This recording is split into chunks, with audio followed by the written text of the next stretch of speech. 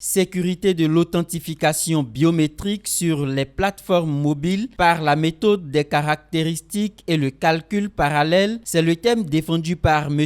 Edo Aïté Maxime Wilfried Stryker à sa soutenance de thèse de doctorat à l'école doctorale des sciences de l'ingénieur de l'université d'Abomey-Calavi. Mettre fin au piratage des données personnelles à travers la sécurisation et l'authentification biométrique est l'objectif visé par l'impétrant. Le vol de l'identité qui se pose avec l'utilisation de plus en plus accrue des téléphones mobiles, il se pose le problème de la sécurité de l'authentification biométrique.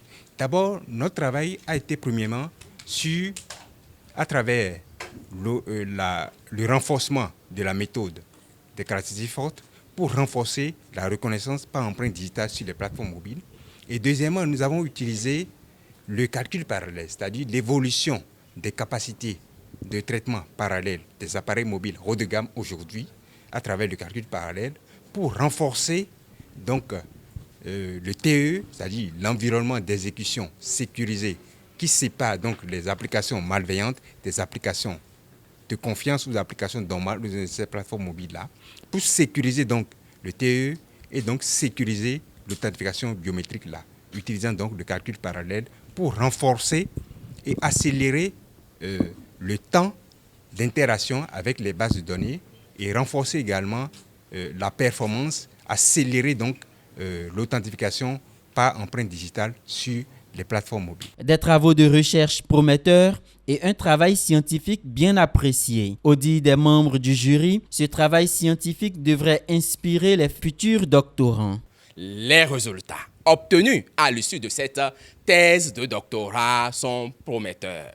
Bien évidemment, il y a eu de belles perspectives et je vais tout simplement inviter les doctorants, en tout cas ceux qui souhaitent poursuivre dans cette dynamique. Nous allons travailler d'abord à mettre en place et en se basant sur les perspectives illustrées au niveau de la thèse, à mettre en place d'abord des sujets d'ingénieurs et plus tard des sujets de thèse. Mais l'une des perspectives fortes et intéressante, c'est d'abord l'implémentation. C'est un travail de très bonne facture scientifique.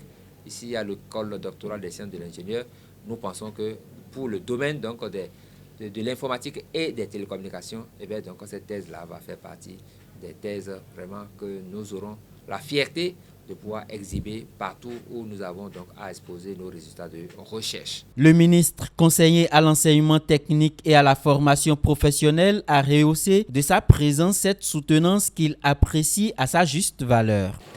La première chose que je voulais dire, c'est la qualité des enseignants, la qualité des membres du jury. Quand j'ai écouté la présentation, que j'ai vu l'appréciation et la rigueur dont ont fait preuve les différents membres du jury, depuis Dakar, Côte d'Ivoire, jusqu'à Abomey-Calavi, je me suis dit qu'on est devant des choses sérieuses, que ça inspire fierté. En même temps, je voudrais féliciter le candidat qui est à l'âge de Calavi, docteur, à cause de la qualité. Et c'est ce que nous souhaitons pour notre pays. Des hommes de qualité, bien formés, prêts à compétir à l'international. C'est le souhait du président de la République.